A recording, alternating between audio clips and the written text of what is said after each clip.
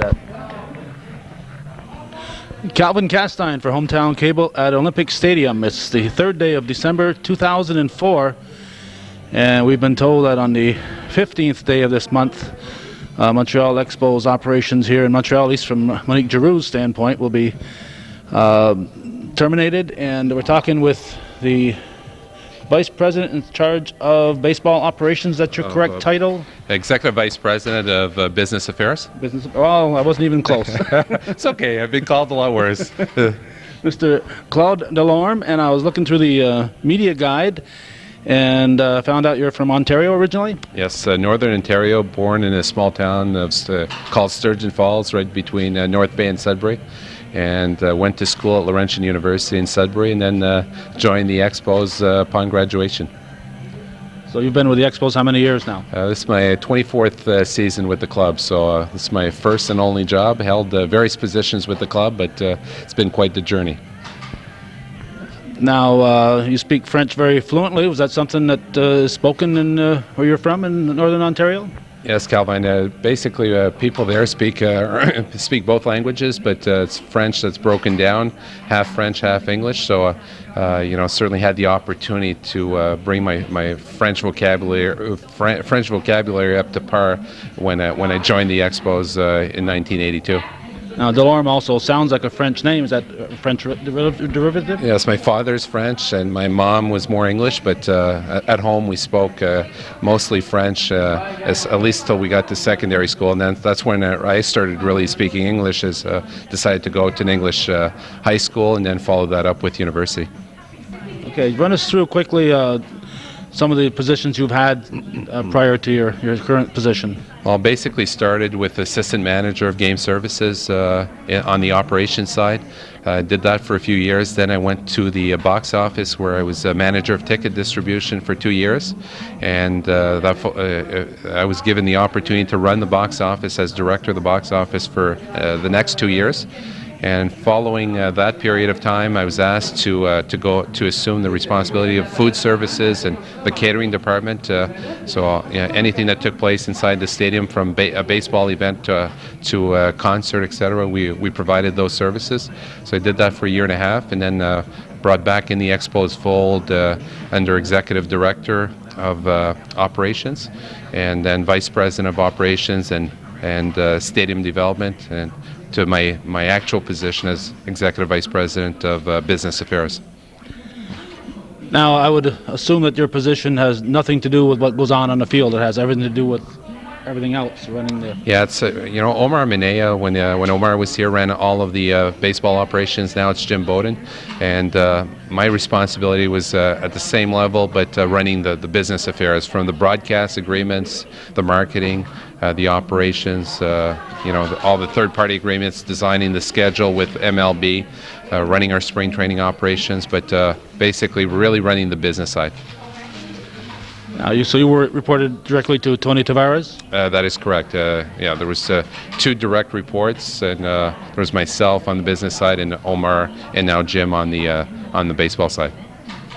Okay, now it brings us to what has to be a very gloomy part of your career here. Now, I know some people will be moving on, but I would imagine your position will not be one of those that will go on to Washington. See, at this point, Calvin, I've been asked to work with Tony during the transition phase, which will probably last anywhere between 3 to 5 months. So that's an opportunity that I'm presently evaluating. And being from Montreal, I've loved this town, and I really associate. My kids are 12 and 14. My wife's an only child, so those are all factors that weigh into the equation of either staying in Montreal or eventually moving on and staying in professional sports. Because there are some positions that, I guess, for this since September 11th of 2001, there's been visa problems and so on. But your position is one that would be. Yeah, my position is because it's a highly specialized position, and 2, there's a lot of proprietary information. So when you're looking at acquiring visas to conduct business in the U.S., my position would be justifiable. So that I don't think that would be the issue. Okay, great. Since the season ended, what has been going on here? from your angle? A lot of work, to be honest with you. Just dealing with the staff, from meeting with the staff on an individual basis, taking care of all the facilitating the transition for them to ensure that they have the right tools to enter the marketplace. So they feel confident entering it as well. There was a lot of seniority with the staffing here.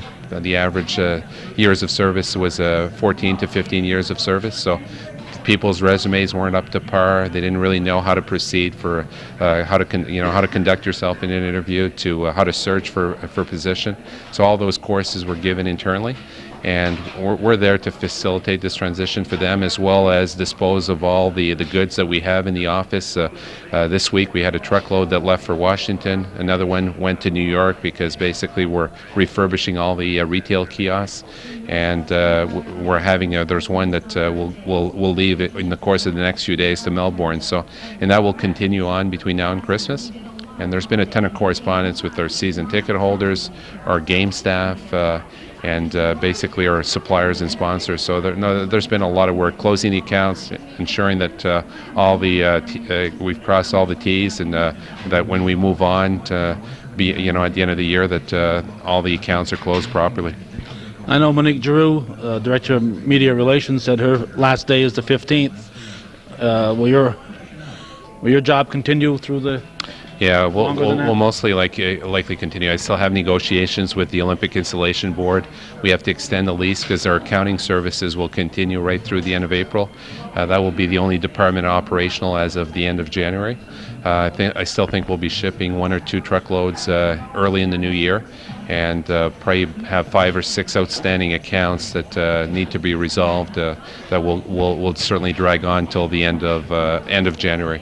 Are you saying you're shipping truckloads of what, particularly? Well, majority for what's going to Washington is a lot of office furniture, from filing cabinets to desks to credenzas, etc., because they have nothing there. They're starting at zero base. They don't even have the office space right now, workstations, etc. And other things that are going is a lot of field equipment, from screens to just equipment used by the ground crew, and you got rotational signage. We have an out-of-town scoreboard that's going to be shipped there. And we're dealing with a lot of the authorities, like the Canadian Baseball Hall of Fame, the Quebec Hall of Fame, various museums, to ensure that the history of the club is maintained, it's not sold on eBay, and that unique pieces are going to be available for decades to come. This was one of my main concerns after it was inevitable that this was going to happen, that all this wouldn't be lost. I think history is very important, and certainly the history of Montreal from 1969 to 2004, a big part of that has been the Montreal Expos, and this history should be kept for future generations. Yeah, absolutely, and that's why a lot of these things, for us, we're really fast-tracking our the disposal and our departure, but on the other side, not at the expense of ensuring that things are going to the proper authorities. And again, this isn't about making money. Even the sale at the team store, it's about giving the opportunity to the people that supported us over the years, get an opportunity to get a last Expos souvenir item, and enjoy and relish what the experiences that they had at the Olympic Stadium. Okay, you mentioned the sale that we're in the boutique right now. This is where the sale is taking place. For people who've been to Olympic Stadium, it's right there where you come in with your ticket or buy your ticket. It's right as you enter that boutique that's right outside the gates. You've got some inventory here. I hope this is not all your inventory. Well, it's the majority of it, believe it or not. So that's why, depending on how big it comes, like we were planning on being open between December 3rd and December 18th, Wednesdays to Saturdays from 12 to 9, and on Sundays from 12 to 5.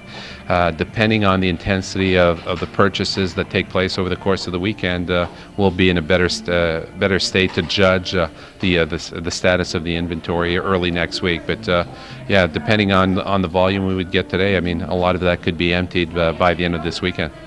There's no limit to what somebody can come in here and purchase? Yeah, there's some items like we have Vladimir cutouts, stand-ups that's right behind you that we're selling for $100. We only have 14 of those. They've been personally signed by Vladimir. We want to make sure that people aren't buying 4 or 5 at a time, Again, we want as many people to be able to walk away with that item. We've got some baseball helmets that that were used by the Expos, batting helmets, and we've got about 40 of those. Again, we don't want someone coming in and purchasing 30 and not leaving it for other fans that would really enjoy it. So this isn't about reselling it on eBay. It's about giving the opportunity to fans to have some items that they can remember the club. Now, one of the things that people who follow the Expo... Look at that. I don't know if it stopped, when it stopped. Can you check where it happened? Yeah, I'll have to. Okay, we are back. I have no idea at this point, Tony, how long you were on camera. All of a sudden, the battery in there is so heavy it just tipped the camera up. So people have seen scenes from the boutique here, and they would have seen scenes from the maybe some games or something, because that's to fill in that spot where we just lost your picture. Now, security. I can, we've all seen these day after Thanksgiving sales where all of a sudden there's women knocking each other over to get to the items. Do you have security here today? There's going to be some security, but that won't be the issue, I guarantee you. I think it's going to be very civilized. We've done where there's been a lot of volume even at the end of the year. People conduct themselves it's going to be conducted in a very orderly manner. So again, if we see there's a lot of volume, we'll open a little bit sooner and facilitate or minimize the waiting time. Okay, is there a number people can call if they're seeing this and they want to come down here and they want to see if it's worth the trip to come up from the States? Well, listen, they can always call our reception office. It's 514-253-3434, and just inquire if the team store is still open. But right now we're planning on being open effective to noon today, and right through Sunday, Friday and Saturday from 12 to 9, Sunday 12 to 5. We'll be closed Monday and Tuesdays, and then reopening next Wednesday at noon, again, Wednesday to Saturday, 12 to 9. And that's through the 15th? Through the 18th. Through the 18th, okay. Now, I think the number one question on everybody's mind has to be, what's going to become of UP? Yeah, UP is going to actually end up staying in the Quebec marketplace. We're presently negotiating with a few corporations in Montreal. There's been a great deal of interest, so definitely UP will remain a fixture here in Quebec, and will continue doing a lot of community events.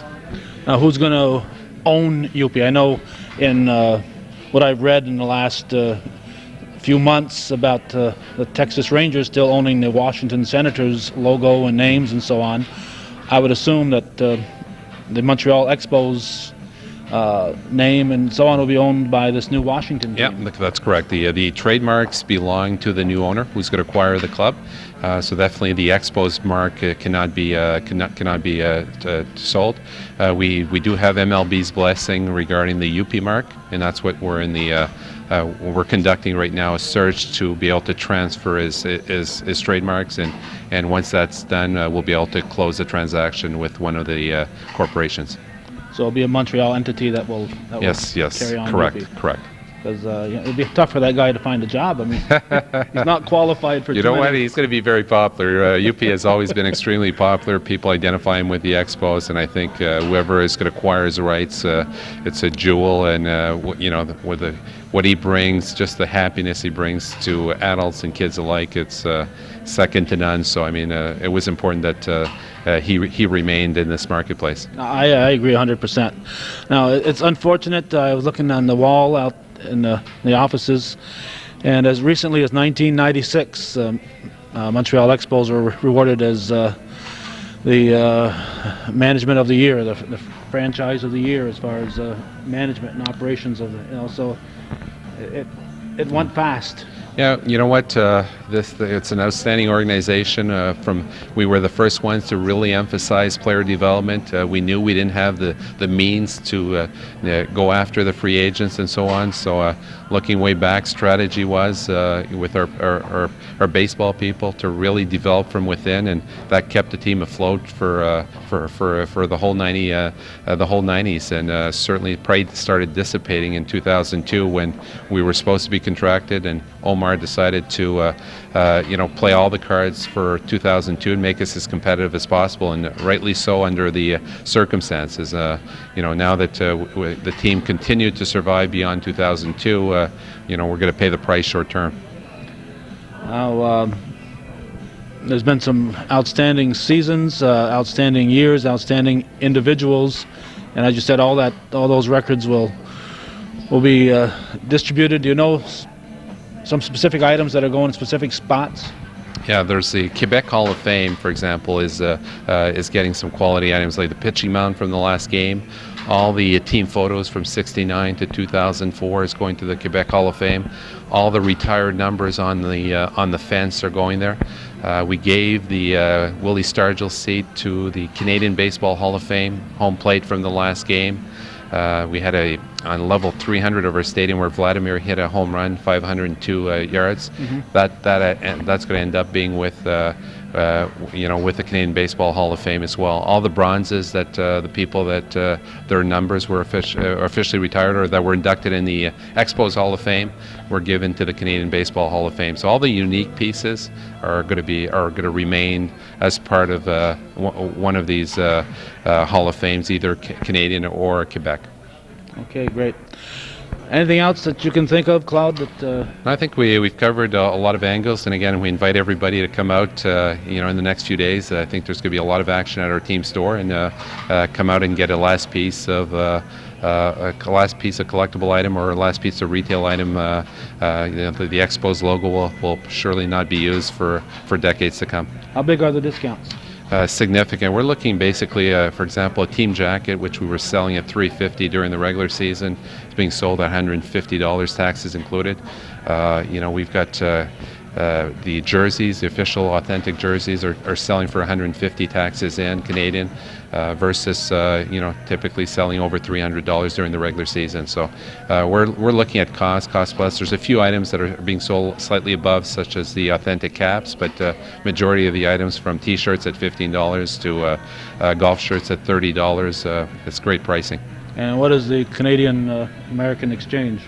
Right now it's going to be about 20%, because there's been some significant variances here, but probably looking at 20%. And that's one last thought, is that exchange rate has just suddenly changed, where it's becoming more favorable for the Canadian dollar, and it's unfortunate. I think that played into the fact that the Expos couldn't afford those salaries. It was one of the factors. It certainly wasn't the most critical, but now that our local revenues have dissipated so significantly, but all things being equal, it would have really made a difference. The salaries you had to pay were American dollars, and you were taking Correct. in Canadian dollars. Yeah, so our local revenues were all in Canadian dollars, so that was one of the factors that really didn't help our cause. Okay. Thank you. We've been talking to Claude Delorme, and I'll let him say his title one more time, because I forgot it already. Executive Vice President of Business Affairs. Thank you very much. Okay, thank you.